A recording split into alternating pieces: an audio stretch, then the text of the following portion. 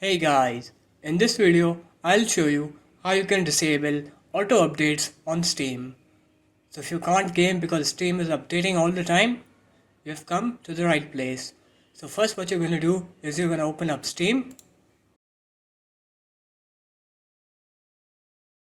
and then you're going to come over here.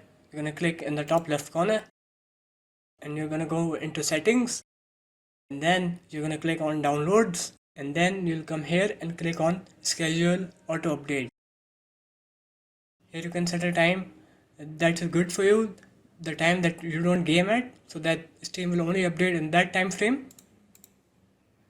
Or the second way is you can go into your library, you can right click on the game, then you'll go into updates and you can select any priority over here. If you play one game and you want Steam to update the game as soon as there is an update, you click this, it will update it before any other games. Or if you only want to update the game when you play it, then you'll click on here, so that Steam will only update the game when you actually click on it to play. Alright, that is it guys. If you found this video helpful, do leave a like, comment and subscribe to the channel, and I will see you in my next one. Peace.